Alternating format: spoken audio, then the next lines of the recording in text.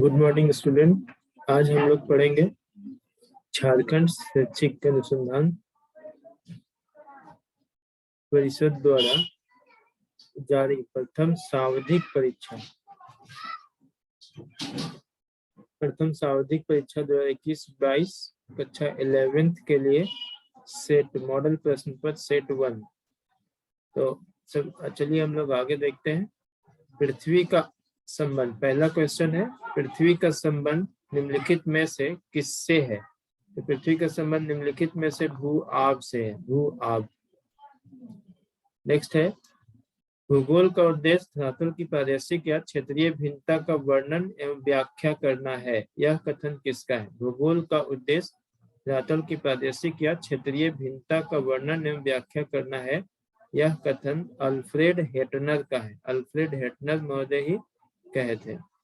Next तीसरा प्रश्न है, निम्नलिखित में से किस विद्वान ने भूगोल शब्द का प्रयोग, भूगोल शब्द का प्रयोग सर्वप्रथम किया था? सबसे पहले तो इरेटोस्थनीज, इरेटोस्थनीज ने भूगोल शब्द का प्रयोग सबसे पहले किया था।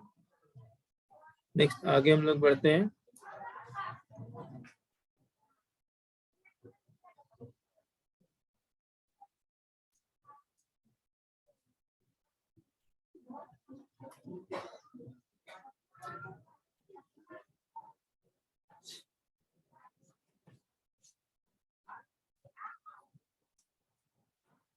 नेक्स्ट है निम्नलिखित, चौथा क्वेश्चन है, पृथ्वी की उत्पत्ति के संबंध में, पृथ्वी की उत्पत्ति के संबंध में एक प्रारंभिक एवं लोकप्रिय मत ज्वारीय परिकल्पना किस विद्वान द्वारा दिया गया? तो ज्वारीय परिकल्पना का प्रतिपादन जेम्स जीन्स के द्वारा किया गया था, जेम्स जीन्स। क्वेश्चन नंबर 5, आधुनिक समय में ब्रह्मांड की उत्पत्ति, आधुनिक समय ब्रह्मांड की उत्पत्ति संबंधी सर्वमान्य सिद्धांत बिग बैंग सिद्धांत है। ब्रह्मांड की उत्पत्ति संबंधी सर्वमान्य सिद्धांत बिग बैंग सिद्धांत। क्वेश्चन नंबर 6, प्रकाश वर्ष क्या मापने की इकाई है? प्रकाश वर्ष तो खगोलीय दूरी, खगोलीय दूरी मापने की इकाई प्रकाश वर्ष है। मतलब एक वर्ष में तय की गई प्रकाश की दूरी को प्रकाश वर्ष कहते हैं, और ये खगोलीय दूरी को मापने वाले। वर्तमान में सौरमंडल में कितने ग्रह हैं? तो वर्तमान में सौरमंडल में कुल 8 ग्रह हैं। नेक्स्ट अगला क्वेश्चन है 8वां, भूतल पर वह बिंदु जो भूकंप के उद्गम केंद्र के समीपतम होता है। तो भूकंप के उद्गम केंद्र के समीपतम अधिक केंद्र होता है, अधिक केंद्र। अगला क्वेश्चन देखते हैं हम लोग।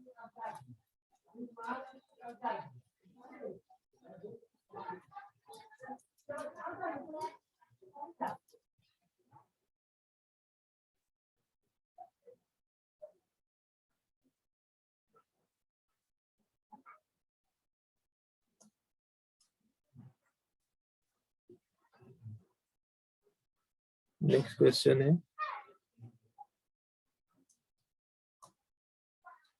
सुनामी के सर्वाधिक क्षति किस क्षेत्र में होती है? सुनामी से सर्वाधिक क्षति किस क्षेत्र में होती है?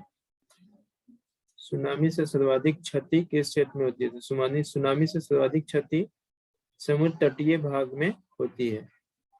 क्वेश्चन नंबर 10, भूपृष्ठ में सर्वाधिक मात्रा में कौन सा तत्व पाया जाता है? भूपृष्ठ में सर्वाधिक मात्रा में ऑक्सीजन, निकेल, लोहा और नाइट्रोजन। तो भूपृष्ठ में सर्वाधिक मात्रा में ऑक्सीजन पाया जाता है, ऑक्सीजन, ये सही है।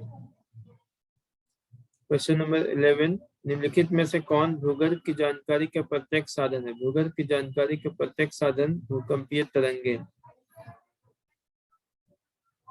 भूकंपीय तरंगे भूगर्भ की जानकारी का प्रत्यक्ष साधन है। क्वेश्चन नंबर 12, महाद्वीपीय विस्थापन सिद्धांत 1912, महाद्वीपीय विस्थापन सिद्धांत 1912 में किसने प्रस्तावित किया था? 1912 में किसने प्रस्तावित? तो अल्फ्रेड वेगनर। महाद्वीपीय विस्थापन सिद्धांत 1912 में अल्फ्रेड वेगनर ने प्रस्तावित किया था। निम्नलिखित में कौन सक्रिय ज्वालामुखी के उदाहरण है? सक्रिय ज्वालामुखी के उदाहरण है फ्यूजियामा, माउंट फ्यूजियामा जो जापान में है। नेक्स्ट क्वेश्चन अगला है,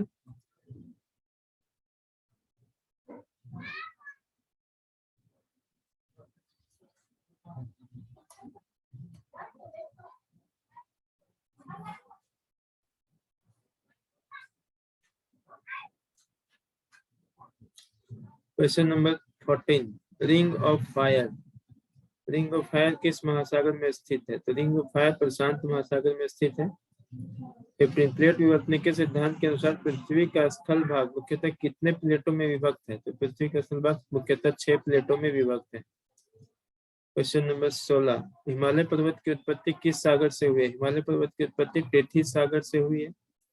चूना पत्थर किस प्रकार के चट्टान का उदाहरण है? चूना पत्थर अवसादी चट्टान का उदाहरण है। खनिज तेल मुख्यतः किस प्रकार के चट्टान में पाया जाता है? खनिज तेल मुख्यतः अवसादी शैल में पाए जाते हैं। क्वेश्चन नंबर 19, भूस्खलन सामान्यतः किस क्षेत्र में देखने को मिलता है? भूस्खलन सामान्यतः पर्वतीय क्षेत्रों में देखने को मिलता है। भूस्खलन सामान्यतः पर्वतीय क्षेत्रों में देखने को मिलता है। पर्वतीय क्षेत्रों में देखने को मिलता है।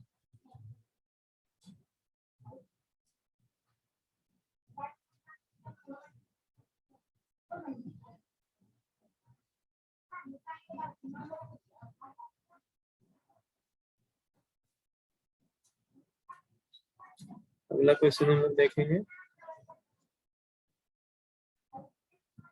नेक्स्ट क्वेश्चन है क्वेश्चन नंबर 20 निम्नलिखित में कौन सी एक अनुक्रमिक प्रक्रिया है? निम्नलिखित में से कौन सी एक अनुक्रमिक प्रक्रिया है? तो अनुक्रमिक प्रक्रिया के अंतर्गत हम लोग अपरदन को सम्मिलित करते हैं। अपरदन वायुमंडल के कुल द्रव्यमान का 99% वायुमंडल के कुल द्रव्यमान का 99% गैस पृथ्वी की सतह से कितने किलोमीटर ऊंचाई तक स्थित है? वायुमंडल के कुल द्रव्यमान का 99% गैस पृथ्वी की सतह से 16 किलोमीटर की ऊंचाई तक स्थित है। 16 किलोमीटर की ऊंचाई तक स्थित है।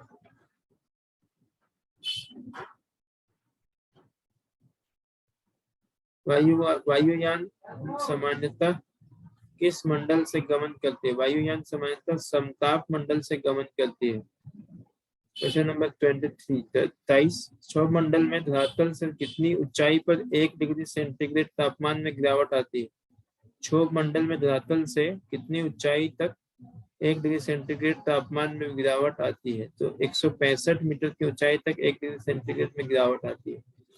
क्वेश्चन नंबर 24 निम्नलिखित में से कौन गैस वायुमंडल में सबसे अधिक मात्रा में मौजूद है? वायुमंडल में सबसे अधिक मात्रा में मौजूद गैस नाइट्रोजन है। नाइट्रोजन यह वायुमंडलीय परत जो मानव जीवन के लिए सबसे अधिक महत्वपूर्ण है। वह वायुमंडलीय परत जो मानव जीवन के लिए सबसे अधिक महत्वपूर्ण है को क्षोभ मंडल कहते हैं। क्षोभ मंडल जो पृथ्वी वायुमंडल की सबसे निचली परत है और यह मंडल ही मानव जीवन के लिए सबसे अधिक महत्वपूर्ण है। क्वेश्चन नंबर 26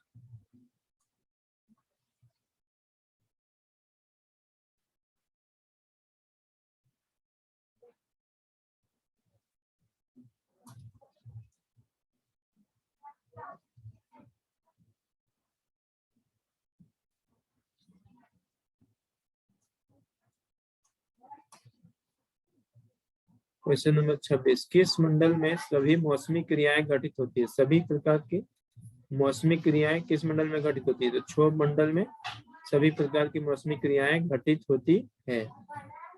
क्षोभ मंडल में सभी प्रकार की मौसमी क्रियाएं घटित होती है। क्वेश्चन नंबर 27 किस मंडल में रेडियो तरंगे वापस लौटती है? रेडियो तरंगे वापस लौटती है। तो रेडियो तरंगे वापस लौटती है मध्य मंडल, यानी आयन मंडल भी कह सकते हैं हम लोग। मध्य मंडल में रेडियो तरंगे वापस लौटती है। क्वेश्चन नंबर 28 वायुमंडल में मौजूद जलवाष्प की वास्तविक मात्रा को क्या कहा जाता है?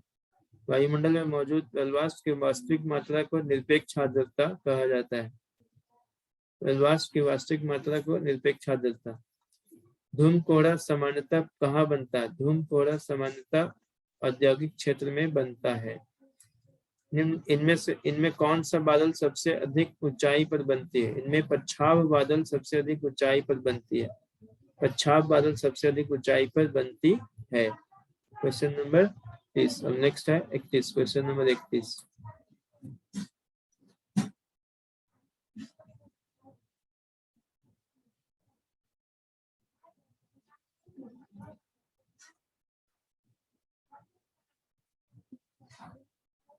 Question number 31। संवहनीय वर्षा मुख्यतः किस क्षेत्र में होते हैं? संवहनीय वर्षा मुख्यतः विषुवतीय क्षेत्र में होते हैं। विषुवतरेखीय क्षेत्र में संवहनीय वर्षा होते हैं। मानव के लिए वायुमंडल का सबसे महत्वपूर्ण घटक निम्नलिखित में से कौन सा? मानव के लिए वायुमंडल का सबसे महत्वपूर्ण घटक जलवाष्प। मानव के लिए वायुमंडल का सबसे महत्वपूर्ण घटक जलवाष्प है। निम्नलिखित में से वह प्रक्रिया कौन सी है जिसके द्वारा जल द्रव से गैस में बदल जाता है? जल द्रव से गैस में बदल जाता है। तो वाष्पीकरण क्रिया द्वारा जल द्रव से गैस में बदल जाता है। चक्रवातीय वर्षा सामान्यतः किन क्षेत्रों में अधिक होती है? चक्रवातीय वर्षा सामान्यतः किन क्षेत्रों में अधिक होती है? तो तटीय क्षेत्र में चक्रवातीय वर्षा सबसे अधिक होती है। तटीय क्षेत्रों में भूमध्यसागरीय वर्षा सामान्यतः होती है। भूमध्य सागरीय वर्षा सामान्यतः 30 से 45 डिग्री अक्षांश उत्तरी तथा दक्षिणी अक्षांशों के बीच। भूमध्य सागरीय वर्षा 30 से 45 डिग्री उत्तरी तथा दक्षिणी अक्षांशों के बीच होती है। भूमध्य सागरीय वर्षा। Question number 36। जलवाष्प सीधे ठोस रूप से परिवर्तित होते हैं तो उसे क्या कहते हैं? ऊर्ध्वपातन, जिसको सब्लिमेशन कहते हैं। जलवाष्प सीधे ठोस रूप से परिवर्तित होते हैं, ठोस रूप में परिवर्तित होते हैं, सीधे ठोस रूप में परिवर्तित होते हैं तो उसे ऊर्ध्वपातन या सब्लिमेशन कहते हैं। सब्लिमेशन। Next question number 37।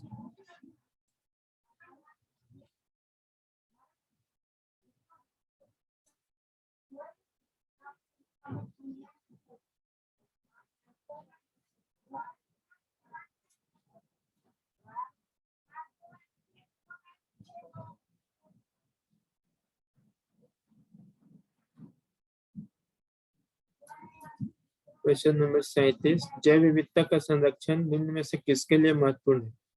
जैव विविधता का संरक्षण निम्न में से सभी जीवधारियों के लिए महत्वपूर्ण है। सभी जीवधारियों के लिए जैव विविधता का संरक्षण महत्वपूर्ण है। 38। भारत में वन्य जीव सुरक्षा अधिनियम कब पारित किया गया? भारत में वन्य जीव सुरक्षा अधिनियम 1972 ईस्वी में पारित किया गया। वन्य जीव सुरक्षा अधिनियम 1972 ईस्वी में पारित किया गया। Question number 39। जिन क्षेत्रों में प्रजातीय विविधता अधिक होती है उस विविधता वाले क्षेत्र को क्या कहते हैं? जिन क्षेत्रों में प्रजातीय विविधता अधिक होती है उस विविधता वाले क्षेत्र को हॉट स्पॉट, राष्ट्रीय अभ्यारण्य, राष्ट्रीय उद्यान, नेशनल पार्क। प्रजातीय विविधता जिन क्षेत्रों में अधिक होती है उसको हॉट स्पॉट कहते हैं। Hot spot. Rio de Janeiro पृथ्वी सम्मेलन कब हुआ था? रियो डी जेनेरो पृथ्वी सम्मेलन 1992 ईस्वी में हुआ था। रियो डी जेनेरो पृथ्वी सम्मेलन 1992 ईस्वी में हुआ था। आज के लिए इतना ही समाप्त।